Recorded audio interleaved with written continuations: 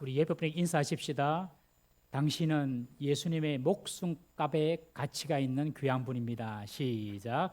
당신은 예수님의 목숨값에 가치가 있는 귀한 분입니다. 할렐루야.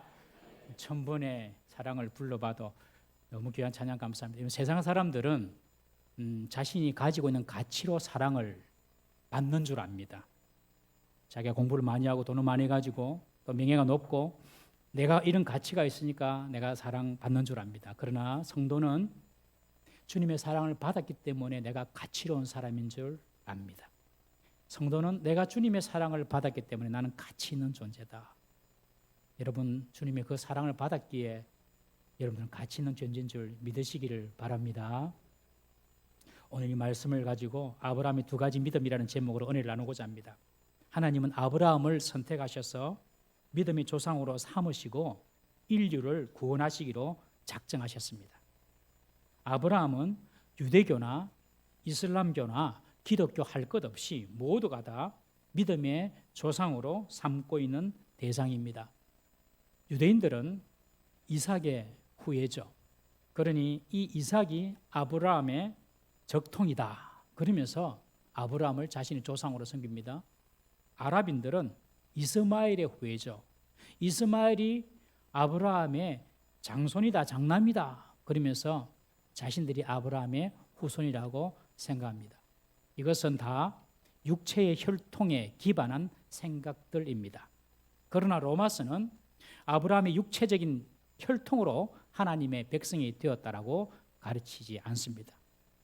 아브라함을 처음 하나님이 선택하신 이유도 아브라함의 어떤 육체적인 혈통이나 집안의 가문을 보고 그 가문이 그 혈통이 좋고 경건하고 그리고 의롭고 윤리적이어서 아브라함을 택한 것이 아닙니다. 아브라함의 아버지 데라는 갈대아 우르에서 우상을 조각해서 팔아 생계를 이어가는 우상 숭배자였습니다. 아브라함도 그 아버지 영향 속에서 우상을 섬기며 살았던 사람입니다. 그런 아브라함을 하나님께서는 은혜로 부르시고 택하셔서 믿음의 조상으로 삼아 주신 것입니다. 혈통으로 우리가 구원받는 것이 아닙니다.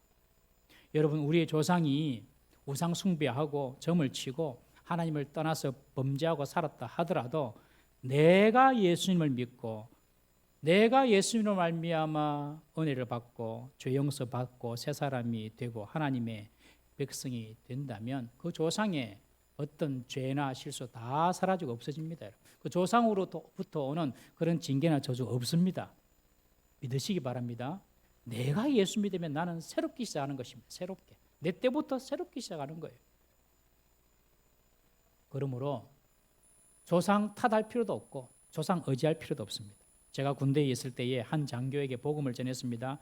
장교님, 예수님을 믿어야지 죄 용서받고 천국에 갑니다. 그러니 그분이 하신 말씀이, 목사님, 저희 어머니는 예수님을 믿지 않았는데 그렇다면 지옥에 가셨을 것인데 저 혼자 어머니 지옥에 두고 천국에 갈 수 없어요. 그러더라고요. 착각 중에 착각입니다, 여러분. 어머님이 예수님을 믿는지 안 믿는지 우리는 알 수가 없어요. 그 어릴 때 예수님 믿었는지 나중에 환경이 안 돼서 교회를 못 나갔든지 알 수가 없어요. 우리는 사람이 구원은 우리는 알 수가 없는 겁니다. 설사 그 어머님이 예수를 믿지 않아서 지옥 갔다 하더라도 그 어머니가 자기 사랑하는 아들이 자기처럼 지옥에 오기를 바라겠습니까, 여러분? 신앙은 철저히 나와 하나님과의 관계이지 부모나 조상 꺼려들어서는 안 됩니다, 여러분. 조상이 마귀를 섬기고 살아서도 내가 예수님 믿으면 나는 새로운 인생 살게 됨을 믿으시기 바랍니다. 하나님이 내 하나님이 되면 나는 하나님 백성으로 사는 거예요. 우리는 지난주까지 아브라함이 믿음으로 의롭게 되었다는 말씀을 들었습니다. 아브라함이 의롭게 된 것은 율법이 아니라 믿음 때문이라는 것입니다. 율법으로 의롭다 함을 받을 수 있는 육체는 이 세상에 아무도 없습니다. 율법이 있는 곳에는 죄가 드러날 뿐이고 죄에는 합당한 하나님의 징벌만 있을 뿐입니다. 율법은 구원의 방편이 아니라 우리의 한계를 직시하게 하고 우리가 죄인임을 그냥 깨닫게 해주는 거울과 같은 기능이지 율법을 행함으로 우리가 구원에 이르는 그런 동력을 제공해주는 그런 수단이 아닙니다. 오직 우리는 믿음으로 의롭게 됨을 믿으시기를 바랍니다. 믿음으로 의에 이른다는 이 사실은 바로 하나님의 은혜가 전제가 된 것입니다. 여러분, 구원은요 하나님의 은혜입니다. 사람의 노력과 수고로 되는 것이 절대로 아닙니다. 그런데 이런 가르침은 기독교 말고는 없습니다. 다른 모든 종교는 인간의 선행, 인간의 노력 다 중요하게 생각하는데 우리 기독교만큼, 이 복음만큼은 그렇지 않습니다. 인간 행위나 인간의 어떤 선한 노력이 아니라 오직 믿음으로 의롭게 된다는 것이죠. 하나님께서 아브라함을 부르실 때에 그의 행위나 조건으로 선택한 것이 아니라 은혜로 아브라함을 선택하시고 부르셨습니다. 여러분, 우리 자신도 보십시오. 우리가 하나님의 구원을 받을 만한 선하고 아름다운 모습이 있습니까, 여러분? 아무도 없습니다. 그렇지 못합니다.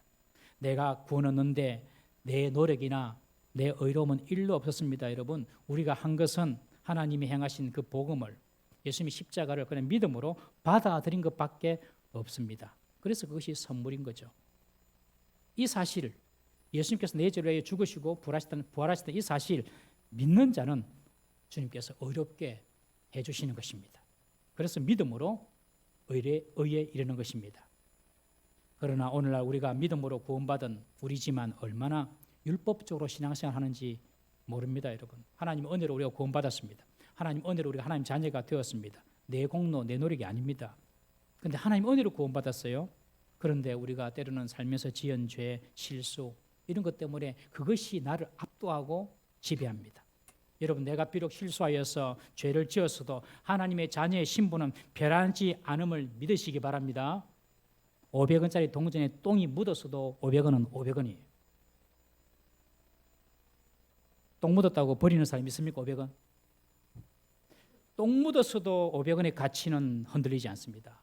여러분, 우리 인생에 우리가 죄의 똥이 묻었다 하더라도 여러분, 하나님의 자녀의 가치는 변하지 않는 줄 믿으시기를 바랍니다.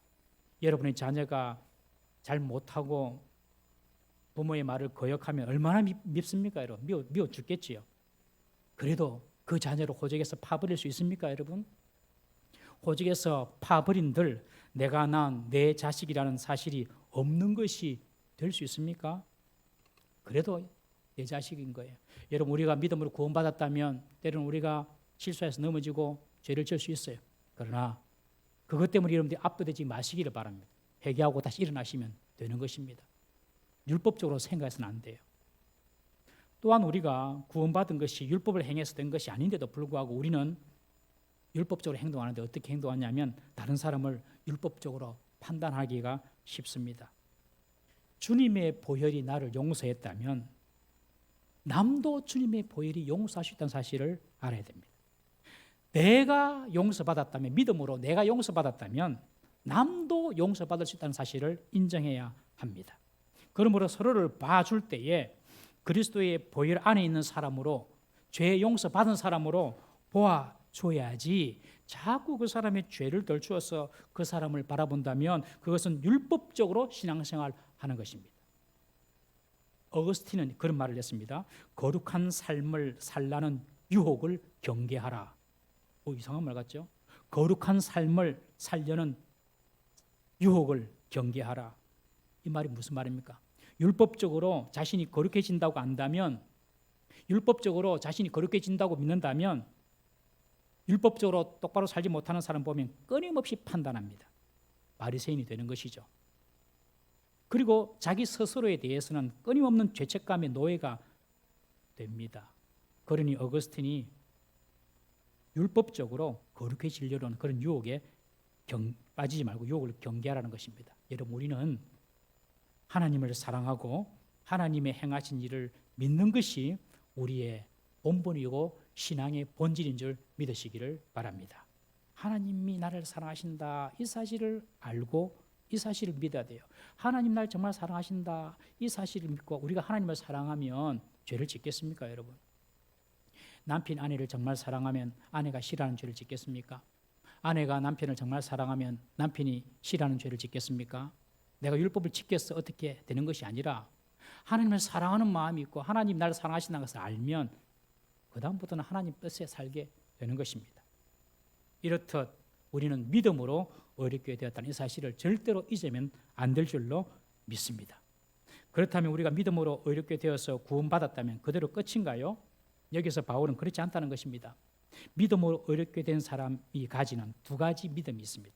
내가 믿음으로 의롭게 되었다. 이 사실은 두 가지 믿음을 전제한다는 말입니다. 그것을 아브라함의 예를 들어서 설명을 합니다. 우리 17절 말씀, 본문 말씀 한번 다 같이 읽어보겠습니다. 시작. 기록된 바 내가 너를 많은 민족의 조상으로 세웠다 하심과 같으니 그가 믿은 바 하나님은 죽은 자를 살리시며 없는 것을 있는 것으로 부르시는 이시니라. 우리가 믿음으로 의로워졌습니다.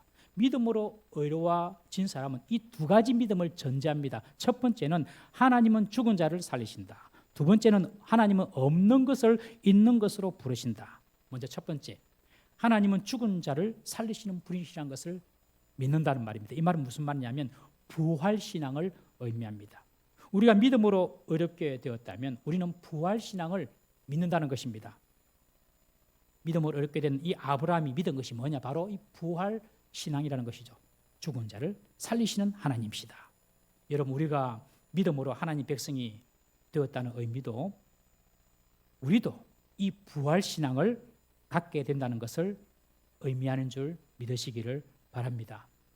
내가 믿음으로 의롭게 되었다 이 말은 나도 이 부활신앙을 갖게 되었다. 나도 부활한다 이 사실을 믿는 것입니다. 제가 부목사 시절 어떤 남자 집사님이 상담이 왔어요. 목사님, 제가 예수님의 십자가 대속의 죽음은 믿어집니다. 예수님 보니까 뭐 나쁜 사람도 아닌 것 같고 자기 죄 때문에 죽은 것 같지도 않고 예수님이 십자가 죽으신 것은 우리 인류의 죄를 위하여 죽으셨다. 이 사실은 어느 정도 믿어집니다. 이해가 됩니다. 그런데 아무리 생각해도 예수님의 부활은 믿어지지 않습니다. 여러분 어떻습니까? 예수님의 부활이 믿어지십니까? 아멘.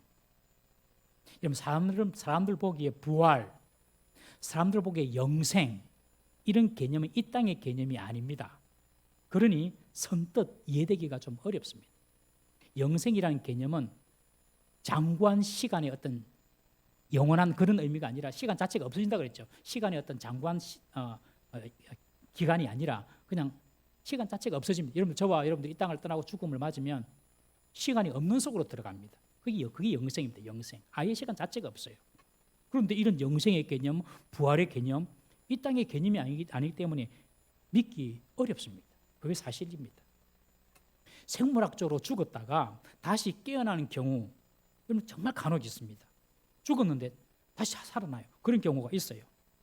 평생 할머니를 괴롭히기만 하던 할아버지가 돌아가셨습니다. 의사가 사망 선고를 내리고 이제 시체를 침대에 눕혀서 냉장 보관실로 딱 데리고 가려고 준비를 하는데 할아버지가 눈을 딱 뜬 거예요.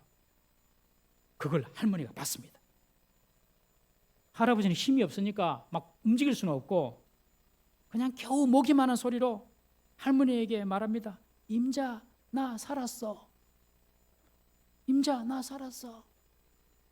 그러니까 할머니가 침대 천을 할아버지 머리 끝까지 딱 덮으면서 할아버지 귀에 하는 말이 의사가 죽었다잖아. 부인에게 잘하십시다. 여러분 실제로 사람이요 죽었다가 살아나는 경우가 있습니다. 여러분 보셨습니까? 그런 사람? 저는 대학교 때 봤어요. 제 모 교회에서 제가 일주일에 한번 말씀드렸는데 할머니 전도사님, 여전도사님이 계세요. 할머니 전도사님. 이분이 돌아가셨어요. 옛날에는 사람이 죽으면 바로 이게 시체 보관실이나 이렇게 냉동으로 가지 않고 병풍 뒤에 두었습니다. 옛날에는 그래 두었어요. 그래 병풍 뒤에 이렇게 두었는데 그 다음 날 살아나셨어요. 정말 살아나셨어요. 그래서 교회가 깜짝 놀랐어요. 그런데 이분이 하시는 말씀이 또 천국 보고 오셨다는 거예요. 천국 보고 오셨다. 그분 이름이 전검순 전도사님입니다. 천국 보고 오시다. 천국 보고. 나는 3년 뒤에 간다. 천국에. 실제로 3년 뒤에 가셨어요. 제가 너무 궁금해가지고 천국 보고 오시다니까 너무 궁금해가지고 그분이 사는 교회 안에 작은 쪽방이 있었습니다. 그 쪽방에 제가 똑똑똑 전도사님 뭐 여쭤볼 게 있어서 왔어요. 뭔데? 천국이 어떤 곳이에요? 돌아가신 거 어떠셨어요? 제가 물어봤어요. 당돌하게. 그러니까 그분이 하신 말씀이 내가 딱 이 세상에 눈을 딱 감고 눈을 딱 떴는데 정말로 밝은 빛이 그리고 천군 천사들이 나를 영접하더라. 그래서요. 그 다음에는 노 코멘트.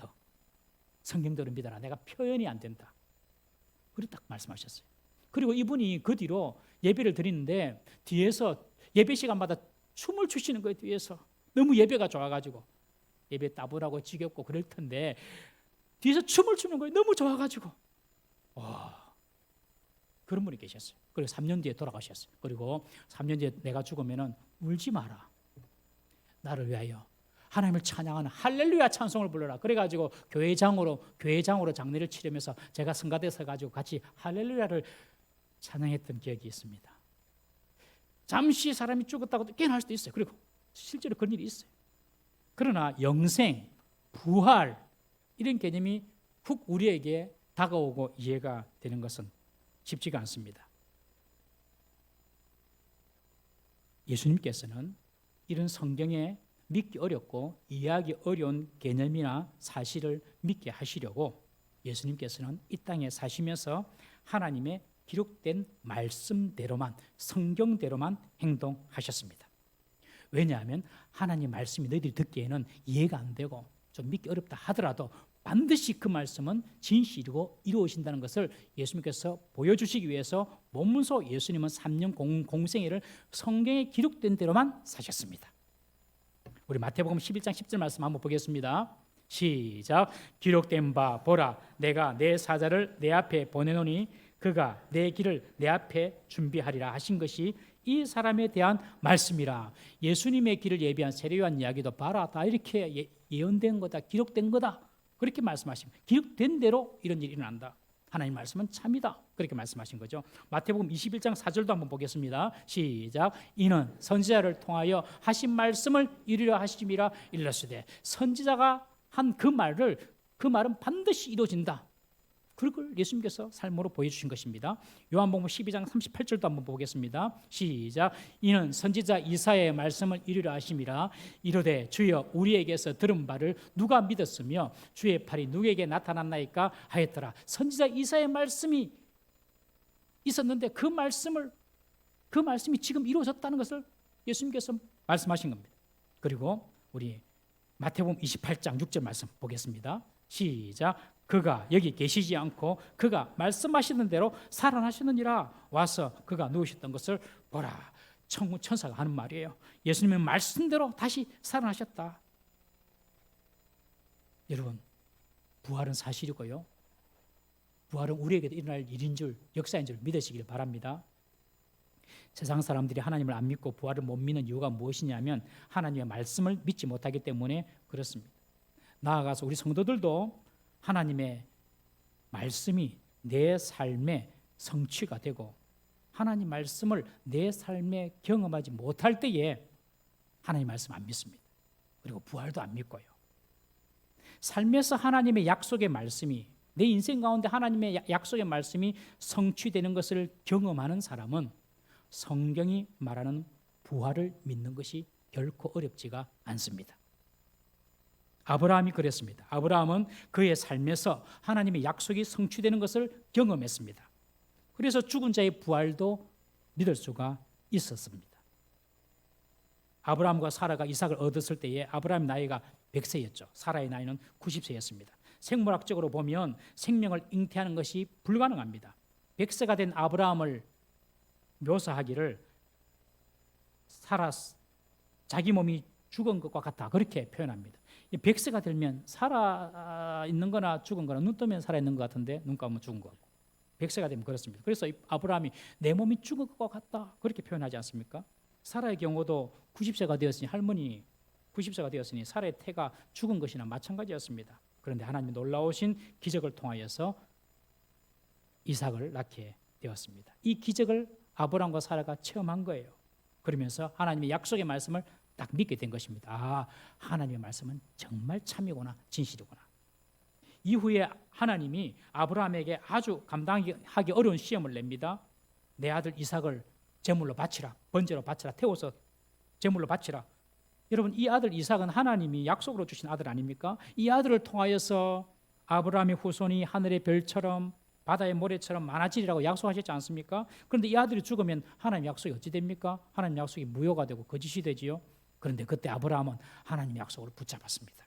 우리 히브리서 11장 19절 말씀 한번 보겠습니다. 시작. 그가 하나님이 능히 이삭을 죽은 자 가운데서 다시 살리실 줄을 생각한지라 비유컨대 그를 죽은 자 가운데서 도로 받은 것이니라. 아브라함은 이삭을 통하여서 하나님께서 많은 후손들이 생겨나게 할 것이라는 그 약속을 믿었어요. 그러니까 이 아들 이삭을 번제로 바치더라도 하나님이 다시 이 이삭을 살려 주실 거야. 그래서 하나님께서 약속하신 그 약속을 이루어 주실 거야. 그렇게 생각을 했던 것입니다. 이것이 믿음으로 의롭게 된 아브라함이 믿는 부활 신앙이었습니다. 사랑하는 성도님 여러분, 여러분들도 아브라함처럼 이런 부활 신앙을 확실하게 가지시기를 주의 이름으로 축원합니다. 우리들도 다 부활하게 될 줄 믿으시기를 바랍니다. 여러분, 그날을 소망하면서 이제 우리 이 몸도 부활하게 될 텐데 그날을 기약하고 소망하면서 우리 남은 시간들, 우리 육체의 몸을 정말 하나님이 기쁘게 받으시는 거룩한 산제물로 드리시기를 주의 이름으로 축원합니다. 이 몸을 하나님 기뻐하시는 일에만 내가 쓰겠다. 하나님 기뻐하시는 일에 더 봉사하고 더 헌신하고 하나님 기뻐하시는 일에만 이 몸을 쓰겠다. 여러분 꼭 그렇게 결심하시기를 바랍니다. 기도의 자리, 또 전도의 자리, 교회를 위한 헌신의 자리, 그 몸을 쓰십시오. 아브라함이 믿음으로 의롭게 되었다는데 아브라함이 믿는 믿음은 부활의 믿음이었습니다. 두 번째, 믿음으로 거룩하게 된 아브라함의 믿음은 없는 것을 있는 것으로 부르시는 하나님을 믿는 믿음이었습니다. 하나님께서 아브라함을 처음 부르셨을 때에 아브라함은 하나님께로부터 받은 것이 아무것도 없었습니다. 그저 약속 하나 받았습니다. 그 약속도 이렇게 정서로 써가지고 준 그런 종이 그런 것도 없었습니다. 그냥 구두로 약속만 받았습니다. 자식 하나 없는데도 자손이 하늘의 별과 같이 바다의 모래같이 번성하리라는 약속을 받았습니다. 내 땅, 그 당시 아브라함이 땅 한 평 없는데도 가나안 땅을 주시겠다는 약속을 받았습니다. 그런데 아브라함은 그대로 믿었던 것입니다. 지금은 내가 없지만 하나님께서 그렇게 약속하셨으니 있을 것이다 라고 아브라함은 그렇게 믿었던 것입니다. 없는 것을 있게 하시는 하나님, 그 하나님을 아브라함이 믿었던 거예요. 여러분, 우리가 믿음으로 의롭게 되었다는 의미는 없는 것 가운데서도 있게 하시는 하나님을 믿는 것입니다. 오늘날 이스라엘 역사를 보십시오. 하나님께서 아브라함에게 하신 그 약속이 성취된 것입니다. 여러분, 19세기까지 이스라엘이 독립하기 전까지는 하나님의 약속은 성취되지 않은 것 같았습니다. 그런데 20세기 와서 정말 이스라엘이 독립을 하고 900만 이상 지금 이스라엘 민족이 그렇죠. 이런 민족들을 보면서, 이런 백성들을 보면서 정말 하나님의 약속은 틀림이 없고 진실하다. 이것을 우리가 이스라엘 역사를 통하여 알 수가 있는 것입니다. 사랑하는 성도님 여러분, 지금 우리에게는 아무것도 없을 수가 있습니다. 건강도 없고 돈도 없고 주위의 사람도 없고 없을 수 있습니다. 그러나 우리에게 하나님이 계시고 하나님의 약속이 있다면 여러분들은 모든 것을 가진 분임을 믿으시기를 바랍니다. 그것이 아브라함의 믿음이었고 우리가 붙잡아야 할 믿음입니다. 어떤 상황에서든지 여러분들, 어떤 상황에서든지 우리가 우리의 경험과 우리의 지혜로 말하기를 그거 불가능해, 이젠 틀렸어, 다 끝났어, 이렇게 반응하는 것은 없는 것을 있는 것으로 부르시는 하나님을 믿는 믿음이 아닙니다. 우리 중에는 정말 힘들고 어려운 삶을 사시는 분도 있을 것입니다. 내가 시도하고 내가 계획하는 모든 일들이 잘 안 되고 하는 일마다 실패하고 주변의 여건과 상황도 결코 나를 도와주지 않는다고 느낄 수가 있습니다. 그럴 때 우리는 더욱 하나님을 바라봐야 합니다. 죽은 자를 살리시는 하나님, 없는 것을 있는 것 같이 부르시는 하나님, 지금 내가 없지만은 하나님께서 내게 있게 해 주실 것이라는 그런 믿음, 그 믿음을 가지고 주님을 바라봐야 할 줄로 믿습니다. 아브라함처럼 바랄 수 없는 중에 바라는 믿음의 고백이 우리에게 필요합니다. 물론 그런다고 당장에 내 삶의 형편이 나아지고 좋아지지 않을 수도 있습니다.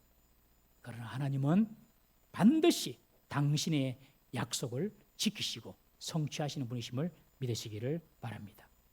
여러분, 사람들이 부활을 잘 믿지 못하고 무에서 유를 만드신 하나님, 없는 것을 있는 것으로 부르신 하나님을 확신하지 못하는 이유는요, 그 근본적으로 하나님의 전능하심을 믿지 못하기 때문에 그렇습니다. 우리가 믿고 있는 그 하나님이 참으로 전능하신 하나님이시라면 부활도 가능하고 무에서 유를 창조하는 것도 가능하고 없는 것에서 있게 하시는 그 능력도 하나님께서 있음을 우리는 믿을 수가 있습니다. 저는 우리 교회와 우리 성도님들이 죽은 자를 살리며 없는 것을 있는 것 같이 부르시는 그 하나님의 놀라운 역사를 경험하는 간증이 많아지기를 주의 이름으로 축복합니다. 이것은 내 노력으로 되는 것이 아닙니다. 끊임없이 하나님을 바라봐야 됩니다. 그리고 하나님의 약속을 신실하게 붙잡아야 됩니다. 그때 하나님께서 없는 것 중에서도 있게 하시고 불가능도 가능하게 하시는 그런 하나님의 은혜와 능력을 경험할 줄로 믿습니다. 여러분들 삶에 이런 놀라우신 하나님을 다 경험하는 축복이 있기를 주의 이름으로 축복합니다. 다 같이 한번 기도하겠습니다. 우리 시간 죽은 자도 살리시는